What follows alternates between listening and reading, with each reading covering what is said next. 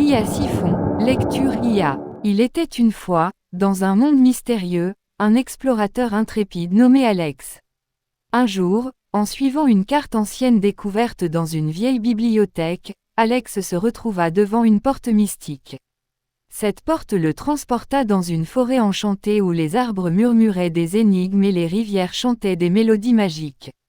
Déterminé à découvrir le secret de cet endroit, Alex commença son périple.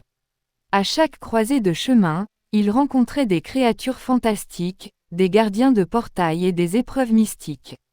Chaque victoire le rapprochait d'une compréhension plus profonde du mystère qui entourait la forêt. Cependant, à mesure qu'il avançait, de nouveaux défis surgissaient. Des montagnes escarpées aux cavernes souterraines, Alex explorait chaque recoin de ce monde enchanté. Les énigmes devenaient plus complexes, les rencontres plus étranges. Il découvrit des cités cachées, des lacs aux eaux lumineuses et des bibliothèques secrètes remplies de connaissances oubliées.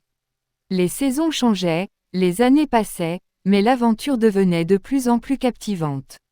Chaque nouvelle découverte ouvrait la porte à de nouvelles énigmes, créant un cycle infini d'exploration. Alex réalisa que l'aventure sans fin n'était pas seulement une quête physique, mais aussi une exploration intérieure. Chaque défi sur son chemin représentait une opportunité de croissance et de découverte personnelle. Et ainsi, dans cette forêt mystique, Alex continua son voyage sans fin, cherchant la sagesse ultime qui résidait au cœur de cette aventure magique. Au fil des années, Alex développa des compétences magiques grâce aux enseignements des créatures fantastiques qu'il avait rencontrées. Son esprit s'affûtait avec chaque énigme résolue, chaque obstacle surmonté. Cependant, plus il apprenait, plus la complexité de la forêt enchantée semblait grandir. Un jour, alors qu'il atteignait un sommet montagneux qui touchait les cieux, une ancienne prophétie lui fut révélée par un dragon sage.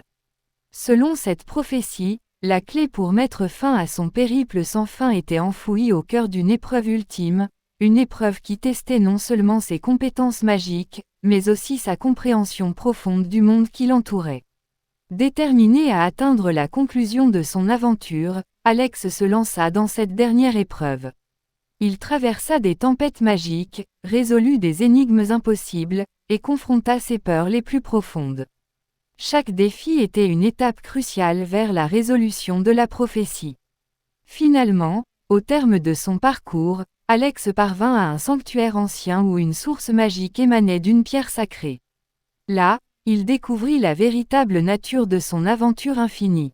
Il comprit que la clé pour mettre fin à cette quête n'était pas de trouver un point final, mais d'accepter la constante évolution de soi et du monde qui l'entourait. La pierre sacrée, révélant la sagesse ultime, lui dit « L'aventure sans fin n'est pas une malédiction, mais une bénédiction. Elle réside dans la croissance perpétuelle, dans la découverte continue. » Alors qu'Alex se tenait devant la pierre sacrée, absorbant la sagesse ultime, une lumière éblouissante l'enveloppa. Tout autour de lui commença à s'estomper, les arbres, les énigmes, les créatures magiques. Puis, dans un éclat final, tout disparut. Alex ouvrit les yeux pour se retrouver allongé dans un lit d'hôpital. La réalité brutale le frappa. Les murmures des arbres étaient remplacés par les bips réguliers des machines médicales. Il comprit que tout ce qu'il avait vécu, la forêt enchantée, les épreuves infinies, n'était qu'un rêve profondément enraciné dans son esprit. Une infirmière entra, apportant avec elle la froideur de la réalité. Elle lui expliqua qu'il avait été impliqué dans un grave accident de la route causé par ses tourments intérieurs. Alex réalisa que son obsession pour la recherche d'une fin à son aventure sans fin l'avait aveuglé face aux dangers du monde réel. Les blessures physiques qu'il subissait étaient le prix de son voyage mental. Il prit conscience que son véritable défi résidait désormais dans la guérison, non seulement de son corps meurtri, mais aussi de son esprit tourmenté par la recherche éternelle. Abonnez-vous.